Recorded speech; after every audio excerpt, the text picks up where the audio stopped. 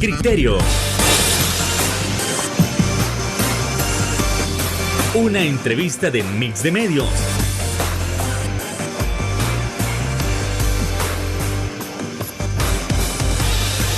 Que aborda frontalmente los problemas de El Salvador con los verdaderos protagonistas y plantea soluciones.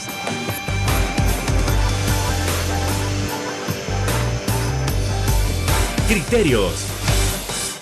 Hola, ¿qué tal? Muy buenas noches, sean todos y cada uno de ustedes bienvenidos a una nueva emisión aquí en Criterios, en este lunes 20 de marzo. Qué gusto que usted esté iniciando esta semana con nosotros para analizar esa gran diversidad de temas que tanto nos importan como salvadoreños.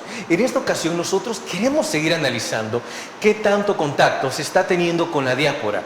Es decir, se les está incluyendo en los proyectos venideros. ¿Qué opinan como tal de cómo se está llevando a cabo la gestión ejecutiva y legislativa de nuestro país?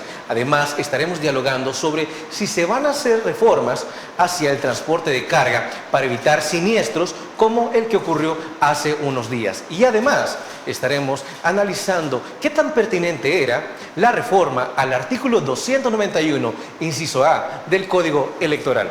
Desde luego, lo estaremos analizando con nuestra invitada estelar. Estamos hablando de la honorable diputada de la Asamblea Legislativa, Marcela Pineda.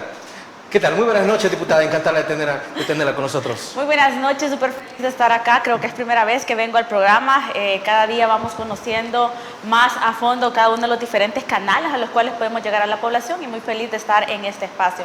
Ha sido un día sumamente cansado. Hemos dado dictámenes favorables a bastantes iniciativas que favorecen al pueblo salvadoreño. Los invito a que estén pendientes de la plenaria, que no va a ser martes, sino que va a ser día miércoles, para que ustedes puedan conocer acerca de todos los dictámenes que llevamos al pleno y que al final del día se convierten en leyes que transforman realidades de la población salvadoreña.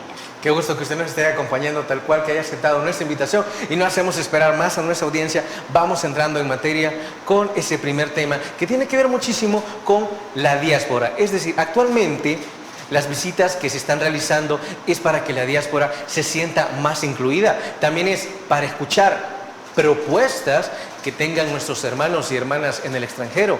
¿Qué opinión tienen al respecto de cómo se están llevando acá las cosas en el país? Por favor, diputada, ¿cómo esos diálogos, qué frutos están teniendo? ¿Cómo se sienten? Bueno, definitivamente ha habido un cambio en relación a cómo nos manejamos con la diáspora, no nosotros, sino cómo habían estado en el abandono desde el inicio, por así decirlo, desde que nosotros llegamos a la Asamblea Legislativa, incluso desde las campañas de cada uno de los colegas diputados, nosotros teníamos un fuerte eje, el cual es restaurar o devolver los derechos que habían sido secuestrados por la vieja Asamblea Legislativa para las personas de la diáspora. ¿Y a qué me refiero con regresar sus derechos? Bueno, como lo sabemos, el derecho a la participación política, tanto activa como pasiva, es decir, la participación política ya sea ejerciendo mi voto o la participación política postulándome para un cargo de elección popular, habían sido negados por la vieja Asamblea Legislativa. Y es que anteriormente, y eso hay que recalcarlo muchísimo, para la vieja Asamblea Legislativa, las personas de la diáspora simplemente eran personas remeseras. Así los llamaban, remeseros, e incluso eran personas a las cuales llegaban, tocaban las puertas y les daban financiamiento, pero no legislaban a favor de ellos. Nosotros derogamos una ley que, más que favorecer el tema del voto del exterior, generaba ciertas complicaciones para que las personas pudieran ejercer su voto. De hecho, el voto del exterior ha sido el voto más caro de la historia, porque a lo que nosotros implica levantarnos, desayunar, salimos al centro de votación con nuestros amigos, familias, a las personas de la diáspora les implicaba reservar un vuelo, regresar acá a su casa. ¿Cuánto costaba un vuelo? De repente 700, 800, $1000, dependiendo de la tarifa que estaba en esas épocas. Entiendo que se perdían días de trabajo también. Exacto, y además no solo era el pago del vuelo, sino también todos los días de trabajo que se perdían al regresar a ejercer el voto, o incluso la pequeña traba que existía, que las personas no podían simplemente ejercer su voto, sino que las trabas que habían en los consulados para la emisión del DUI. Aparte de la emisión del DUI, las trabas que habían al momento de poder ejercer el voto, porque las personas cuando iban a votar le decían: usted no se empadronó. Entonces, este doble empadronamiento, por ejemplo, generaba dificultades para la población salvadoreña que quería ejercer el voto, la población que no tenía su estatus legal en regla en otros países, de repente no podía participar políticamente. Y ojo, muchísimas personas vienen y dicen: ¿por qué la diáspora está apoyando? ¿O por qué la diáspora, más que apoyar, está participando en estos procesos? Y es que todas estas personas no han abandonado su país porque así lo querían. todas estas personas lo han abandonado producto de las malas decisiones de los gobiernos, producto de las malas decisiones en los gobiernos locales, en los gobiernos centrales y en la Asamblea Legislativa. Entonces, ellos tienen derecho a poder ejercer su participación política en relación a los asuntos de El Salvador, en relación a mejorar la calidad. Yo creo que si le preguntamos, de hecho, cuando yo he hecho algunos en vivos en las diferentes redes sociales, yo les pregunto cuántos años tienen de estar fuera del país y la media es 30, 20, 35 años. Entonces, estas personas fueron arrojadas de las fronteras de El Salvador en los gobiernos de Arena, en los gobiernos del FMLN. Entonces, ¿cómo no van a poder ellos decidir un rumbo diferente para su país si saben que por la falta de tener gobernantes que vayan de acuerdo a sus derechos, pues ellos se vieron en la necesidad de abandonar esta frontera? Diputada, también recordar que entre esas causales para los cuales nuestros hermanos y hermanas tuvieron que migrar principalmente hacia los Estados Unidos, estaba la situación económica y la situación respecto a la inseguridad. Inseguridad que en la actual administración se ha combatido con firmeza y al menos ya la causa de tener terror porque las pandillas acechen ya no es esa, al menos la principal causa. Entonces, como tal, escuchaba ahí a la oposición que mencionaba, mire, pero entonces, si ellos no viven acá, ¿por qué tienen que tomar decisiones que afecten al país? Es decir, ¿se les iba a seguir excluyendo a pesar de esto? Sí, ojo, y miren, ahí el FMLN y Arena siempre sacaban la bandera de los derechos de las mujeres. Y eso lo quiero poner como para que dimensionemos la problemática y el falso discurso. Todos los 8 de marzo ellas decían, estamos cambiando la realidad, mejorando y garantizando los derechos. Pero los derechos a la participación política, al voto, al que tanto peleó también Prudencia Ayala, que ha sido el ícono de ellas, y también Prudencia Ayala ha sido un ícono para todas las mujeres en El Salvador, pero ellas politizaron la figura.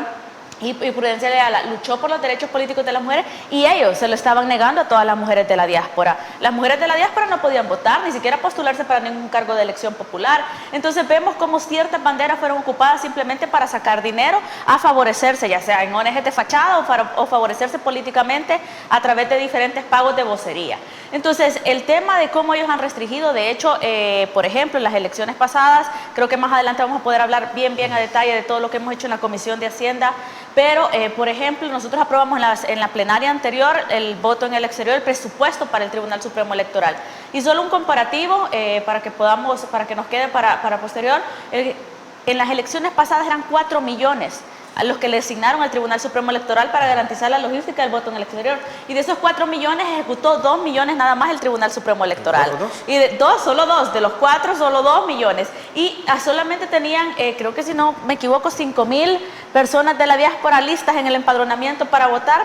Y aparte de eso, muchísimos votos vinieron después de las elecciones al país mediante el sistema postal que ellos tenían. Entonces, vemos cómo ahora los colegas diputados están haciendo una gira, ahora los escuchan de primera mano a la diáspora, escuchan sus necesidades, están trabajando con ellos, ahorita creo que están en Houston, que van a regresar, si no es que ya regresaron ahora por la noche, pero estas giras nos permiten a nosotros mantener primero siempre el contacto con todas estas personas que han sacado a flote la economía de El Salvador, porque yo les recuerdo que cuando las pandillas tenían aterrorizado al país entero, cuando las personas no podían producir ni vender y simplemente podían consumir, nos salvaba las remesas de cada uno de los salvadoreños que alimentaron y tuvieron a flote a muchas familias completas. Entonces, este diálogo constante nos permite no solo darle lugar a la diáspora, reivindicar sus derechos, posicionar en el mapa la importancia que tiene cada uno de los salvadoreños fuera del país, y también a nosotros nos permite seguir teniendo insumos para mejorar todas las leyes en relación a ellos. Por ejemplo, en temas electorales, estábamos hablando en temas de inversión, hay muchísimos salvadoreños que quieren retornar al país a invertir. Entonces, todo ese tipo de aristas son las que se conversan en este tipo de espacios. Yo de verdad quiero felicitar a nuestro presidente Ernesto Castro por encabezar esta linda actividad, así como también a nuestra vicepresidenta Susi Calleja, que sin duda alguna desde la Junta Directiva, desde la presidencia y la vicepresidencia, están haciendo un gran equipo por la reivindicación de los derechos y sobre todo por generar escuchas activas a la diáspora. Es decir, se ha fortalecido la identidad de nuestros hermanos y hermanas en el extranjero. Es decir, ahora se siente más parte, no como antes, que evidentemente no podemos cuestionarlos, cuando ellos se sentían totalmente alejados, se sentían totalmente que, tal como usted decía al principio, que solo eran para enviar dinero. pero no Exacto. para tomar decisiones que pudieran beneficiar a las familias que habían dejado aquí en el país. Exacto, y ojo, cada salvadoreño que se encuentra en la diáspora no es que esté solito, tiene su familia acá en El Salvador y él quiere lo mejor para su familia, lo que él no tuvo. Entonces este tipo de diálogos dirigidos por nuestro presidente Ernesto Castro definitivamente vienen a fortalecer, vienen también a reivindicar los derechos de la diáspora, no solo a nivel de participación política, sino también un posicionamiento de hablar de la importancia. Creo que hasta en el pasado no se había tocado el tema de la diáspora como tenía que ser, ¿me entienden? Nunca nadie en la mesa ponía el debate de, hey, ¿qué estamos haciendo por todos los salvadoreños que fueron expulsados producto de las malas decisiones de los gobiernos? Nunca nadie lo había hecho. Hasta ahora que nosotros estamos trabajando de la mano con ellos, es que de repente empiezan a escucharse esas vocecitas y dicen, bueno, ¿y qué está pasando? ¿Qué está pasando? Estamos haciendo lo que tenemos que hacer y lo que ustedes nunca hicieron. Ok, ahora vamos a seguir analizando de qué manera se sigue trabajando desde la Asamblea Legislativa, pero eso lo haremos tras la pausa comercial. Volvemos.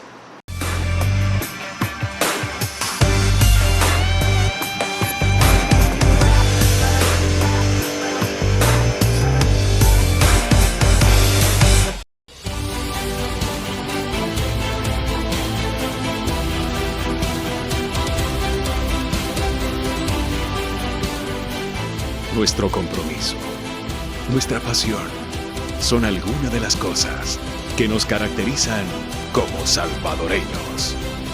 Farmacia La Buena, la farmacia de todos.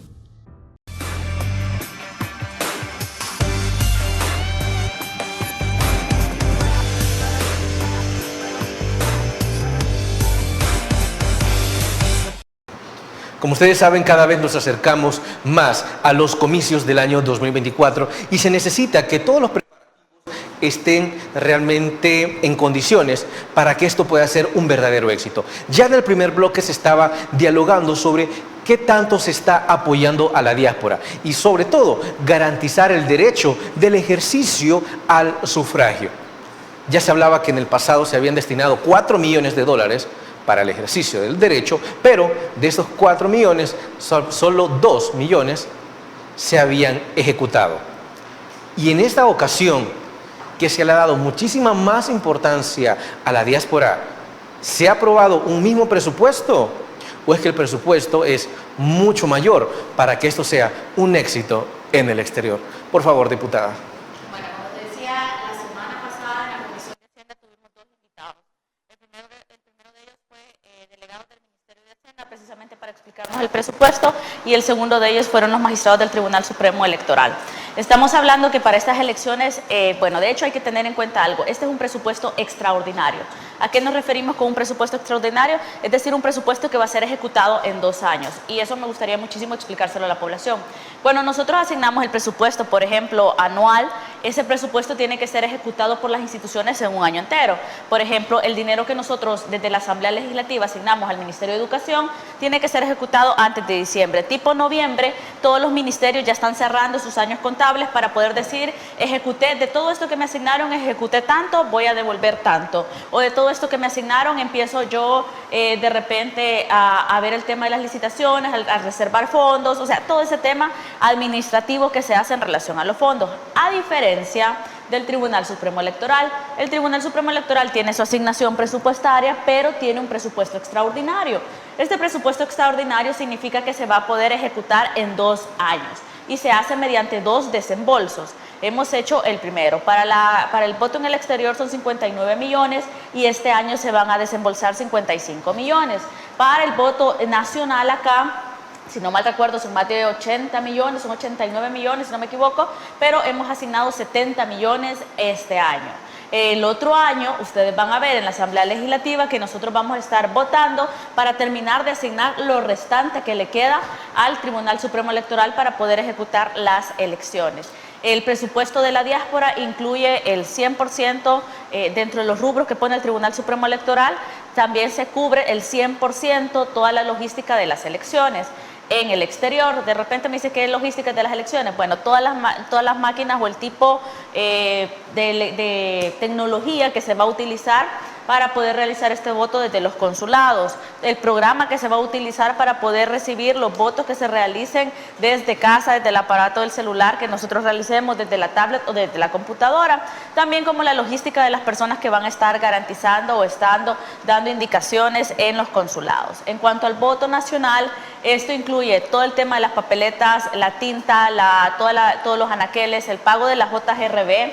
Nosotros ya asignamos al Tribunal Supremo Electoral para garantizar que todos los miembros de la mesa tengan el respectivo pago que les corresponde, la JED tenga su respectivo pago y de esta manera se puedan llevar a cabo las elecciones. Entonces, esta asignación presupuestaria, como lo decíamos, imagínate de 4 millones a 59 millones o 55 que fueron aprobados ya, es un gran avance para el tema de los votos en el exterior, porque ahora sí, después de las reformas que se hicieron, la población sí está interesada en poder ejercer su voto. La población sí está interesada en ver cómo va a ser la asignación y eso es bien importante. En los tiempos del Tribunal Supremo Electoral se van a sacar ciertas campañas porque la asignación de fondos que nosotros dimos también incluye el pago de campañas publicitarias para poder dar a conocer los métodos de votación que tienen los salvadoreños en el exterior de hacerlo. De repente, factores importantes, si tu dirección, por ejemplo, es la dirección local, si tienes la dirección de Estados Unidos, por ejemplo, tu voto va a ser asignado a la planilla de San Salvador. Si tienes la dirección local, tu voto va a ser asignado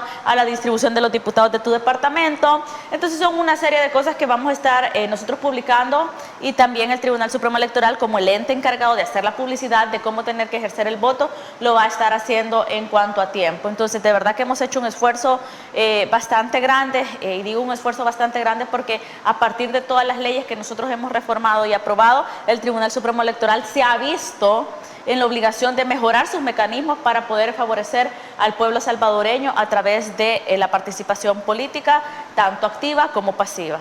Entiendo que el presupuesto también está destinado para el fortalecimiento del software que se va a utilizar para el voto remoto a través del Internet. ¿Es lo suficientemente amplio para que este sistema no falle? Sí, definitivamente el Tribunal Supremo Electoral va a tener que realizar la licitación respectiva. Sí, sí. Ojo, El Salvador no es el único país que ha realizado elecciones remotas. Entonces ya existen empresas a nivel internacional que se interesan o que trabajan simplemente de garantizar elecciones o generar la tecnología necesaria para ese tipo de elecciones. Entonces ya hemos tenido otros países que lo realizan y pues a partir de esas experiencias el Tribunal Supremo Electoral tendrá que sacar y poder adjudicar los mecanismos que se consideren pertinentes, necesarios y que garanticen la transparencia en estas elecciones. Algunos miembros de la oposición en su momento estaban mencionando que no era el momento para ejecutar, para poner en marcha lo que era el voto electrónico y el voto remoto a través del Internet, que no garantizaba la transparencia. ¿Cómo se puede ver eso? Ay, bueno, la oposición, si por ellos nadie votara, solo su familia o ellos mismos, creo que ni la familia votaría por ellos. La realidad es que estas deudas históricas no tienen que estar aplazándose a los criterios o a los gustos de los parlamentarios. Estamos hablando de un derecho humano fundamental, que es la participación política. Entonces, en este país democrático, nosotros siempre vamos a generar todas aquellas leyes necesarias y todos aquellos mecanismos de fortalecimiento institucional, llámese presupuesto o modificaciones de ley, para poder ayudar a las instituciones para que se pueda garantizar este derecho.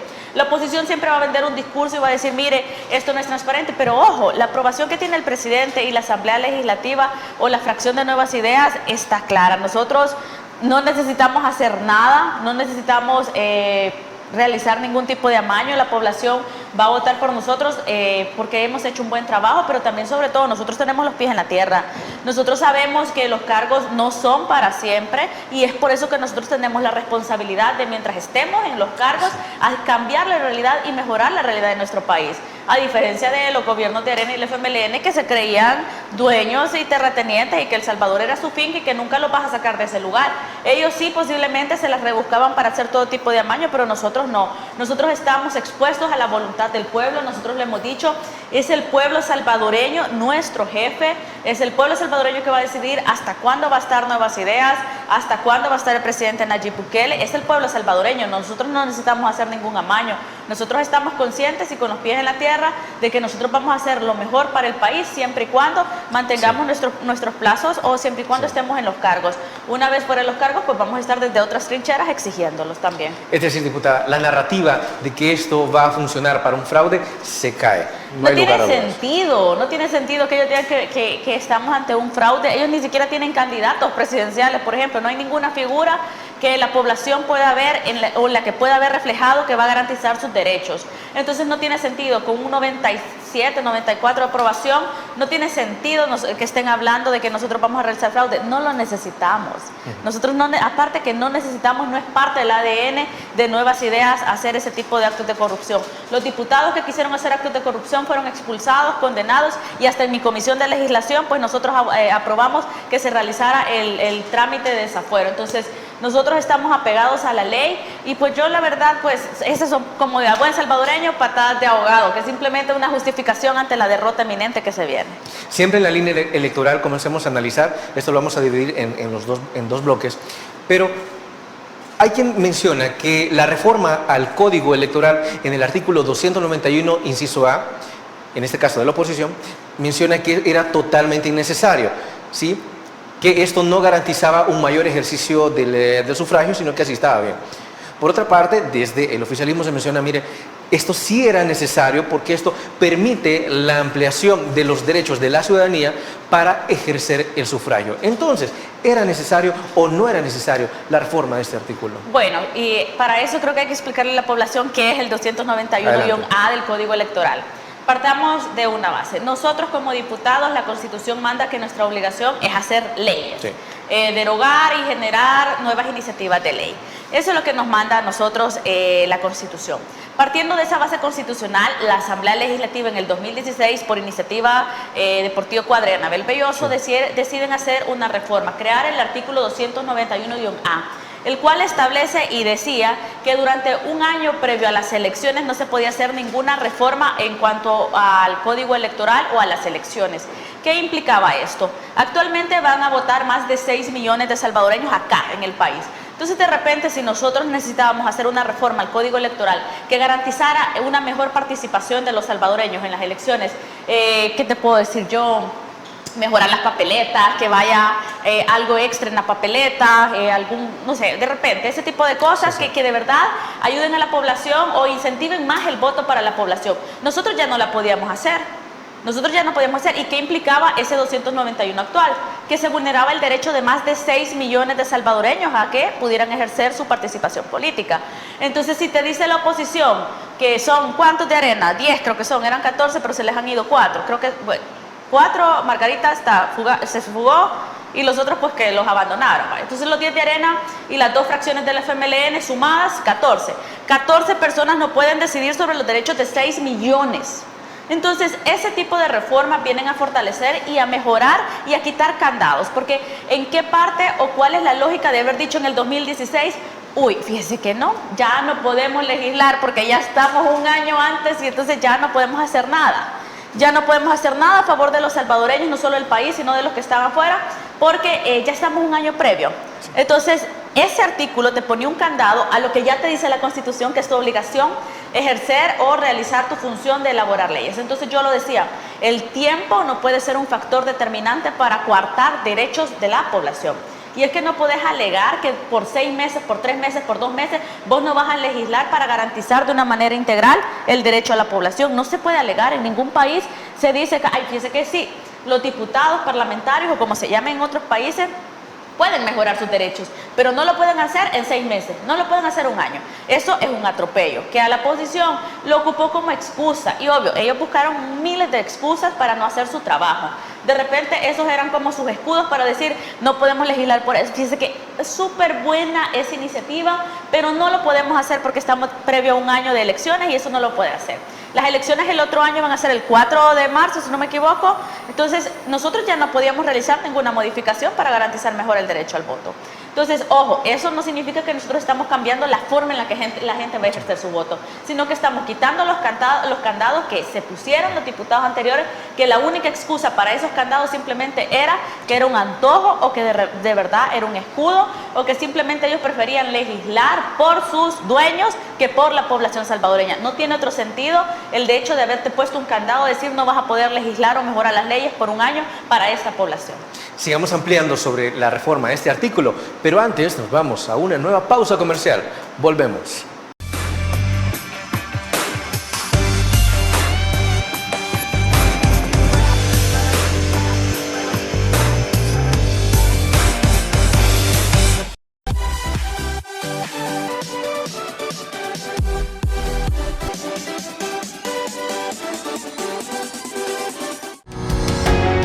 Samvar, una empresa que cree en la sostenibilidad ecológica y en la cultura de productos biodegradables en El Salvador, decididos a proveer las mejores soluciones en limpieza, porque cuidar el medio ambiente es tarea de todos.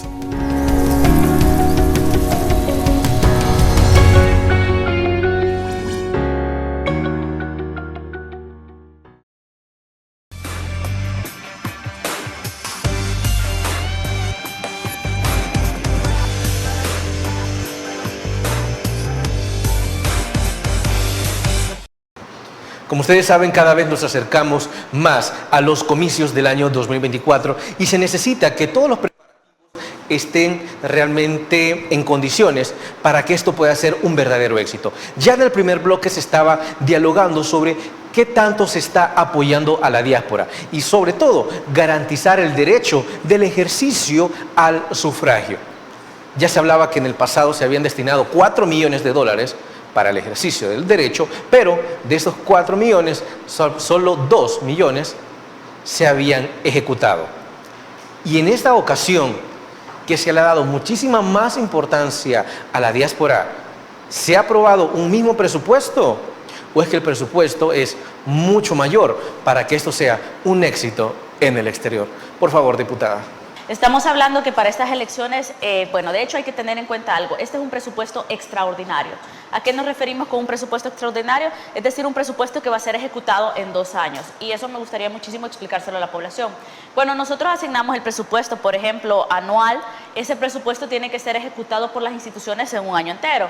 Por ejemplo, el dinero que nosotros desde la Asamblea Legislativa asignamos al Ministerio de Educación tiene que ser ejecutado antes de diciembre. Tipo noviembre, todos los ministerios ya están cerrando sus años contables para poder decir, ejecuté, de todo esto que me asignaron, ejecuté tanto, voy a devolver tanto. O de todo esto que me asignaron, empiezo yo de repente a ver el tema de las licitaciones, a reservar fondos, o sea, todo ese tema administrativo que se hace en relación a los fondos. A diferencia del Tribunal Supremo Electoral. El Tribunal Supremo Electoral tiene su asignación presupuestaria, pero tiene un presupuesto extraordinario. Este presupuesto extraordinario significa que se va a poder ejecutar en 2 años y se hace mediante 2 desembolsos. Hemos hecho el primero. Para el voto en el exterior son 59 millones y este año se van a desembolsar 55 millones. Para el voto nacional acá, si no mal recuerdo, son más de 80 millones, son 89 millones, si no me equivoco, pero hemos asignado 70 millones este año. El otro año, ustedes van a ver en la Asamblea Legislativa que nosotros vamos a estar votando para terminar de asignar lo restante que le queda al Tribunal Supremo Electoral para poder ejecutar las elecciones. El presupuesto de la diáspora incluye el 100% dentro de los rubros que pone el Tribunal Supremo Electoral. También se cubre el 100% toda la logística de las elecciones. En el exterior, de repente me dice que es logística de las elecciones. Bueno, todas las máquinas o el tipo de tecnología que se va a utilizar para poder realizar este voto desde los consulados, el programa que se va a utilizar para poder recibir los votos que se realicen desde casa, desde el aparato del celular que nosotros realicemos, desde la tablet o desde la computadora, también como la logística de las personas que van a estar garantizando o estando dando indicaciones en los consulados. En cuanto al voto nacional, esto incluye todo el tema de las papeletas, la tinta, todos los anaqueles, el pago de la JGRB, nosotros ya asignamos al Tribunal Supremo Electoral para garantizar que todos los miembros de la mesa tengan el respectivo pago que les corresponde, la JED tenga su respectivo pago y de esta manera se puedan llevar a cabo las elecciones. Entonces, esta asignación presupuestaria, como lo decíamos, imagínate, de 4 millones a 59 millones o 55 que fueron aprobados ya, es un gran avance para el tema de los votos en el exterior, porque ahora sí, después de las reformas que se hicieron, la población sí está interesada en poder ejercer su voto. La población sí está interesada en ver cómo va a ser la asignación, y eso es bien importante. En los tiempos del Tribunal Supremo Electoral se van a sacar ciertas campañas, porque la asignación de fondos que nosotros dimos también incluye el pago de campañas publicitarias para poder dar a conocer los métodos de votación que tienen los salvadoreños en el exterior de hacerlo. De repente, factores importantes, si tu dirección, por ejemplo, es la dirección local, si tienes la dirección de Estados Unidos, por ejemplo, tu voto va a ser asignado a la planilla de San Salvador. Si tienes la dirección local, tu voto va a ser asignado a la distribución de los diputados de tu departamento. Entonces son una serie de cosas que vamos a estar nosotros publicando, y también el Tribunal Supremo Electoral, como el ente encargado de hacer la publicidad de cómo tener que ejercer el voto, lo va a estar haciendo en cuanto a tiempo. Entonces, de verdad que hemos hecho un esfuerzo bastante grande, y digo un esfuerzo bastante grande porque a partir de todas las leyes que nosotros hemos reformado y aprobado, el Tribunal Supremo Electoral se ha visto en la obligación de mejorar sus mecanismos para poder favorecer al pueblo salvadoreño a través de la participación política, tanto activa como pasiva. Entiendo que el presupuesto también está destinado para el fortalecimiento del software que se va a utilizar para el voto remoto a través del Internet. ¿Es lo suficientemente amplio para que este sistema no falle?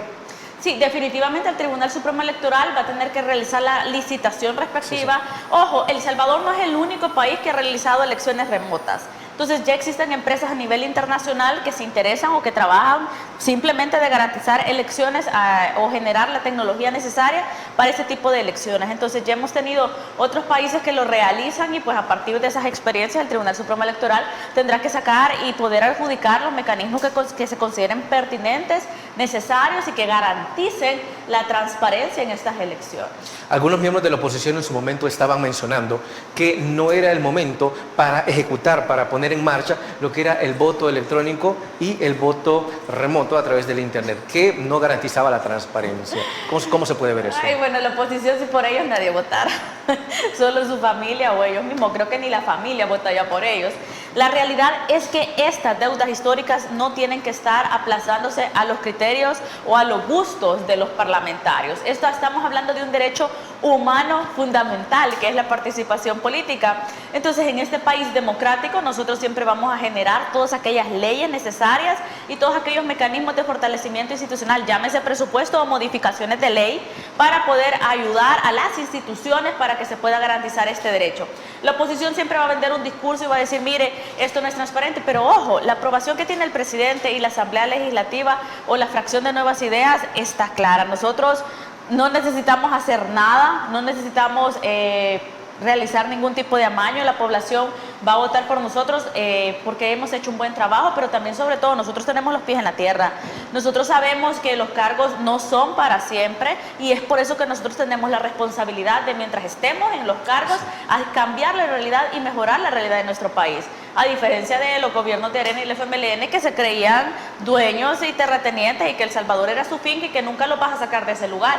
Ellos sí, posiblemente se las rebuscaban para hacer todo tipo de amaño, pero nosotros no. Nosotros estamos expuestos a la voluntad del pueblo. Nosotros le hemos dicho, es el pueblo salvadoreño nuestro jefe, es el pueblo salvadoreño que va a decidir hasta cuándo va a estar Nuevas Ideas, hasta cuándo va a estar el presidente Nayib Bukele. Es el pueblo salvadoreño. Nosotros no necesitamos hacer ningún amaño. Nosotros estamos conscientes y con los pies en la tierra de que nosotros vamos a hacer lo mejor para el país, siempre y cuando mantengamos nuestros plazos, o siempre y cuando estemos en los cargos. Una vez fuera de los cargos, pues vamos a estar desde otras trincheras exigiéndolos también. Es decir, diputada, la narrativa de que esto va a funcionar para un fraude se cae. No tiene sentido, no tiene sentido que ellos digan que estamos ante un fraude. Ellos ni siquiera tienen candidatos presidenciales, por ejemplo. No hay ninguna figura que la población pueda ver o la que pueda haber reflejado que va a garantizar sus derechos. Entonces no tiene sentido con un 95% 97, 94 de aprobación. No tiene sentido que estén hablando de que nosotros vamos a realizar fraude. No lo necesitamos. Nosotros, aparte que no necesitamos, no es parte del ADN de Nuevas Ideas hacer ese tipo de actos de corrupción. Los diputados que quisieron hacer actos de corrupción fueron expulsados, condenados, y hasta en mi comisión de legislación, pues nosotros aprobamos que se realizara el trámite de desafuero. Entonces, nosotros estamos apegados a la ley, y pues yo la verdad, pues esas son, como de buen salvadoreño, patadas de ahogado, que es simplemente una justificación ante la derrota eminente que se viene.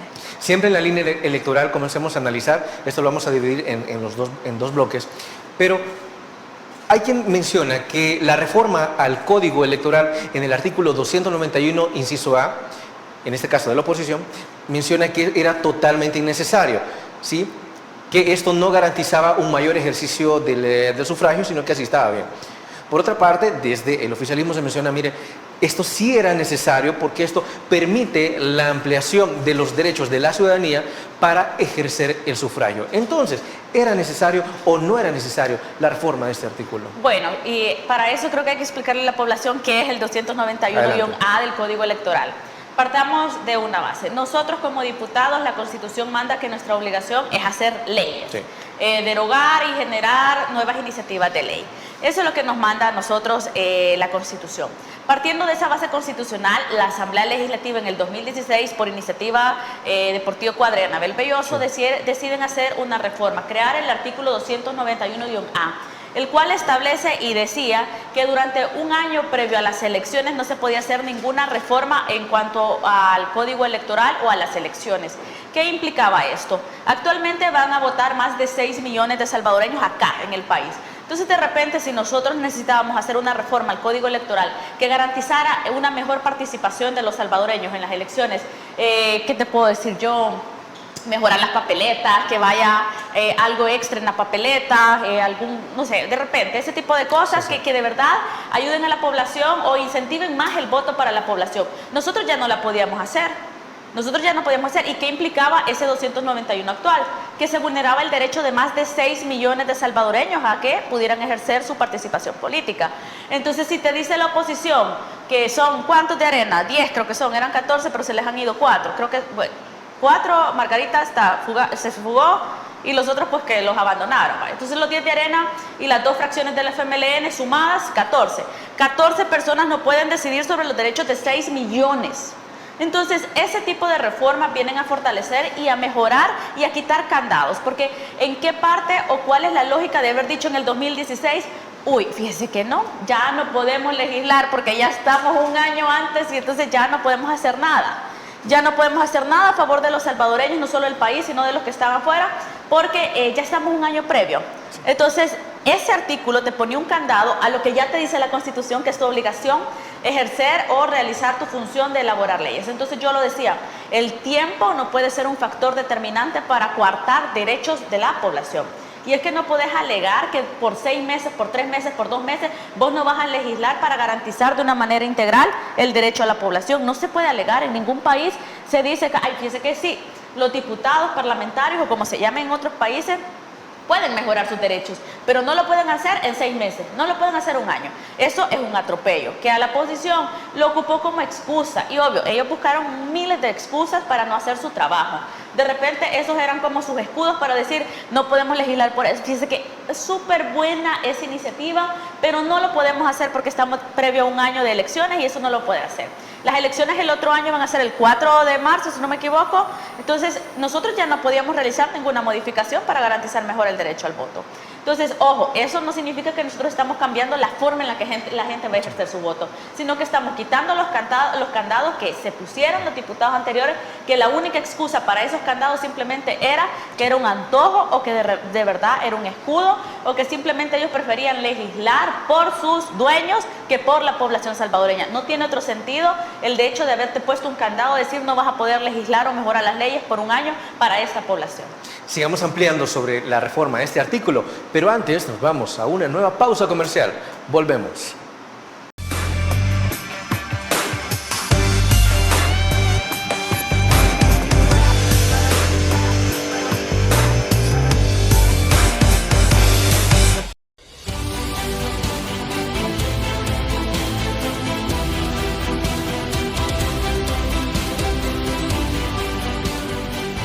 Nuestro compromiso, nuestra pasión, son algunas de las cosas que nos caracterizan como salvadoreños.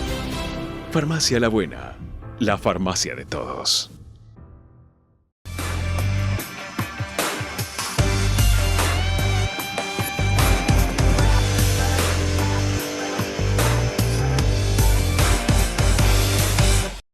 A fin de cuentas, respecto al siniestro que ocurrió hace unos días, ¿será que se pueden fortalecer las sanciones hacia aquellas empresas que por una u otra razón no quieran pagar un flete, no quieran pagar un segundo camión para ahí introducir los productos que les han quedado?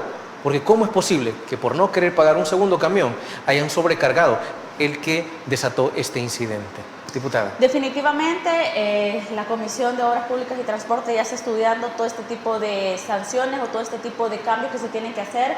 Y ojo, a veces hay empresas que de verdad dicen, no, yo quiero topar esta rastra porque necesito sacarla, poniendo en vida muchísimas vidas humanas. Y eso no vale la pena.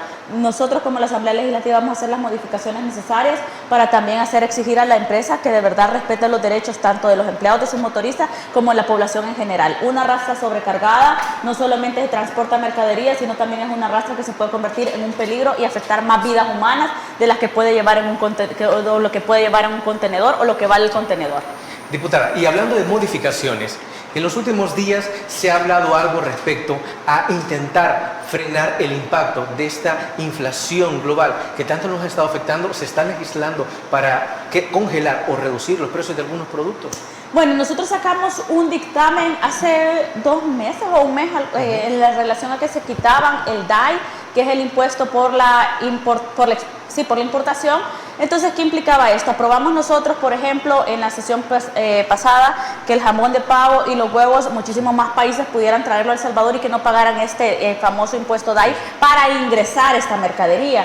¿Qué generaba esto? De repente generaba que cuando ingresara al mercado, esta disminución de costos de pago de impuestos también generara una disminución como efecto cascada al momento de salir al mercado. También otra estrategia que el presidente aprobó no solo es el tema de estas medidas de la Asamblea Legislativa con la eliminación de este impuesto, sino también con la estrategia territorial, con los agromercados, en los cuales también se incentivaron a todas nuestras productoras a poder distribuir o vender los diferentes productos que ellas elaboran. Por ejemplo, en Olocuilta yo estuve en un evento con nuestra vicegobernadora Adelma Campos, y pues esta coordinación que hizo nuestra vicegobernadora con el MAC y con el Banco de Fomento Agropecuario permitió entregarle $1.500 de capital semilla a estas personas que se dedican al tema de la agricultura.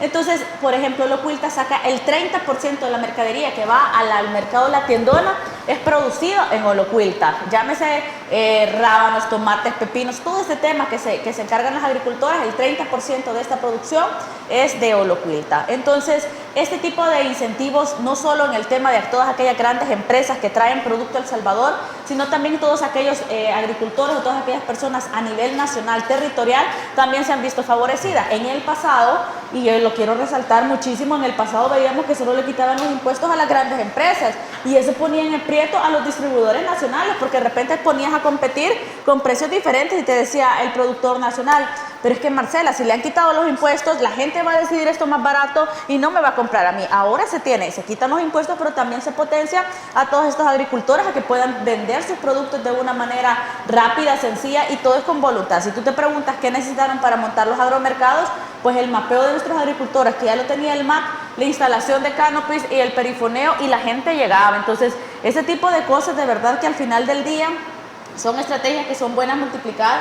Por ejemplo, un alcalde de La Paz, San Juan Nonualco, ha creado el mercado lineal todos los viernes, que se pone a la orilla de la alcaldía. Ese mercado lineal durante el día se está vendiendo diferentes productos y durante las noches ese mercado lineal se convierte en un espacio para poder consumir, pero ya productos elaborados. Entonces ya todo es gastronómico por la noche, y que eso viene incentiva a la economía local y que también busca generar ese movimiento de dinero dentro de las familias, pues al poder vender sus productos, al poder moverlos. Entonces no solo se trata de quitar el DAI, el impuesto que se tiene de ese tipo de productos que ingresan al país, porque también Al quitarlo, nos abrimos a otros mercados. A nivel centroamericano no está, pero nos abrimos a otros mercados para que puedan ingresar la mercadería a El Salvador, y pues esto se viene a sumar a una lista de productos que ya no estaban pagando los impuestos por ingresar, aprobada en la Asamblea Legislativa. Nos estamos posicionando como uno de los países, al menos en la región, como uno de los países que más está combatiendo los efectos de la inflación.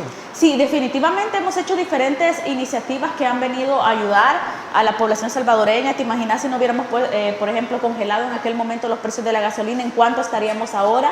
Y pues al final del día, la estrategia de abrir los mercados, la estrategia de eliminar impuestos para que vengan, pero también la estrategia territorial para fortalecer a nuestros agricultores, a todas las personas que se dedican a esta industria, que yo les digo, miren, de verdad que esa es una bendición. Muchísimos de nosotros que nos están viendo ni las plantitas se nos pegan cuando vamos, pero todas estas personas que se dedican alimentan a un país entero. Entonces tenés también la eliminación de impuestos, pero también elevar a los agricultores a nivel nacional y los tenés en igualdad de oportunidades. Entiendo también que desde la Comisión de Hacienda se están haciendo las respectivas reformas para no solo mejorar nuestro país a nivel económico, sino también para mejorar la imagen, y eso desde luego tiene que ver con la revitalización del gran proyecto del centro histórico. ¿Se está haciendo algo en materia para embellecerlo, para darle el desarrollo que siempre se había merecido? Sí, bueno, de hecho, la Comisión de Hacienda en la mañana, el día de ahora, recibió o seguimos en estudio de la ley del centro histórico. Esta ley, bueno, el centro histórico hace poco también el alcalde Mario Durán, quiero felicitarlo, anunció, por ejemplo, la iglesia del Calvario, si no me equivoco en el nombre, que quedó descubierta porque estaba tapadísima por un montón de ventas, que sin duda alguna estas procesiones que se van a vivir en Semana Santa van a ser totalmente diferentes, porque las procesiones anteriores, cuando iban a la iglesia del Calvario, iban peleando con los vendedores, no alcanzaba a salir la gente se perdía porque apareció un vendedor y ya no alcanzaba y se cortaba. Van a poder ver y disfrutar de ese espacio del centro histórico. Esta ley viene con la idea de poder incentivar de alguna manera la inversión en el centro histórico, pero todo pegado en la misma línea del rescate a nuestros espacios culturales, a nuestra identidad cultural. De verdad, a todos aquellos que no han ido al centro histórico, yo los invito, qué bellezas de lugares podemos encontrar arquitectónicamente hablando. O sea, de verdad que vale la pena, y El Salvador era el único país que no tenía su centro histórico. O sea, ahí daba miedo pasar. Yo pasaba en la 42 y qué miedo pasar por el Parque Libertad. O sea, de verdad que preocupaba. Y ahora las personas se ven con total tranquilidad a las 10, a las 11 de la noche. Los invito, hagan turismo interno en estas vacaciones y vayan y aprovechen y conozcan el corazón de El Salvador en el centro histórico. Y pues desde la Asamblea Legislativa vamos a generar este tipo de leyes, y también si usted es un inversionista, esté pendiente. Si usted desea invertir en el centro histórico y poner su respectivo negocio, su respectivo hotel, porque va a haber un circuito para comercialización, un circuito para hoteles, un circuito para viviendas. O sea, de verdad que se va a ir expandiendo, y de verdad que cualquiera dice como, qué chivo, qué ganas y qué bien que estoy en este momento de la historia en el que se hace esto, porque en unos años nosotros vamos a ver el centro totalmente lindo y vamos a decir, qué bien, pero los que estamos en este momento histórico, en unos años vamos a decir, pues gracias a todo el trabajo hecho en la Asamblea Legislativa, esto fue posible. Sigamos ampliando, pero no sin antes irnos a nuestra última pausa comercial. Volvemos.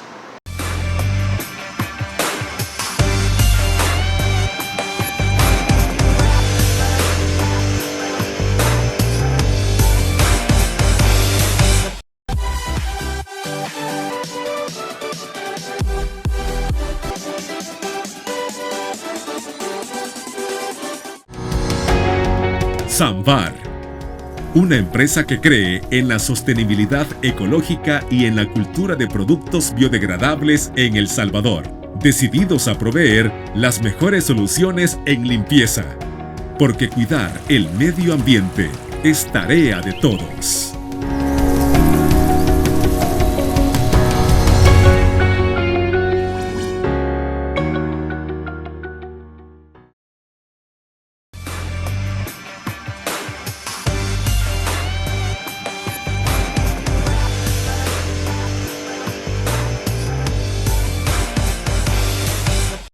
Estamos cerca de cumplir un año de la aprobación del régimen de excepción.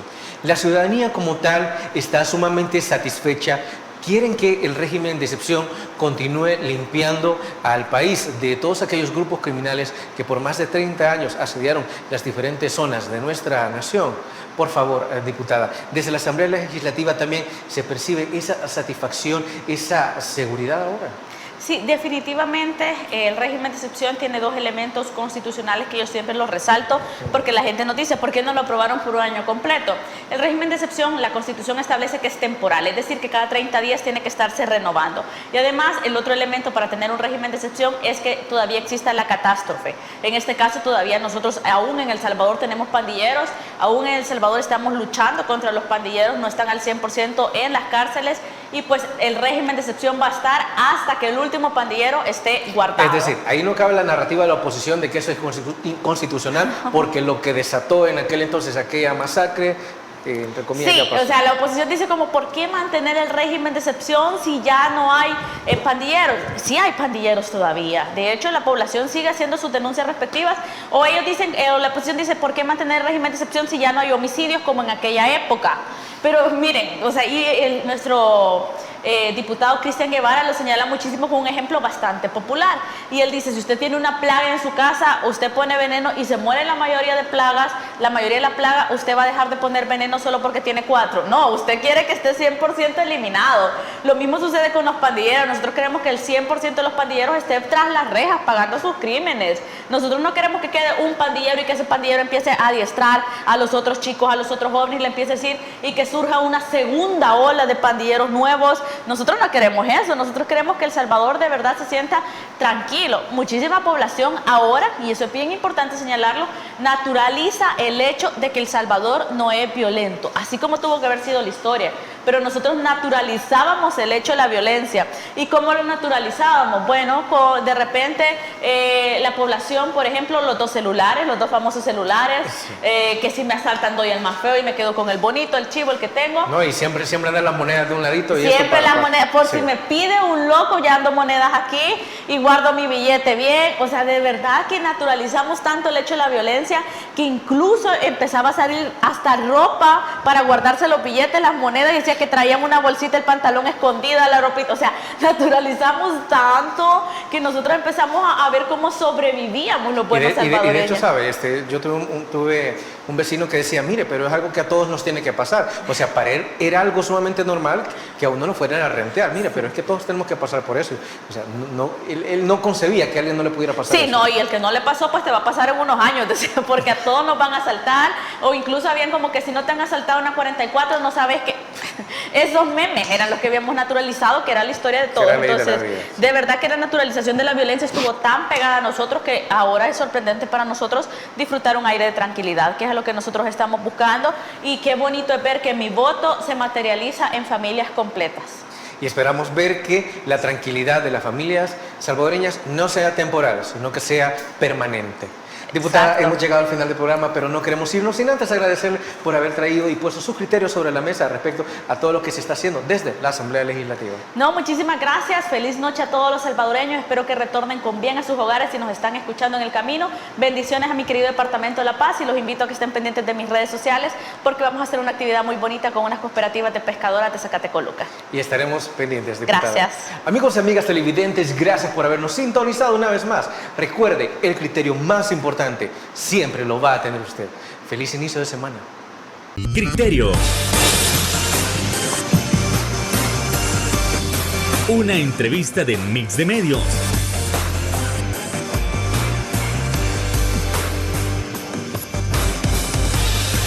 Que aborda frontalmente los problemas de El Salvador con los verdaderos protagonistas y plantea soluciones.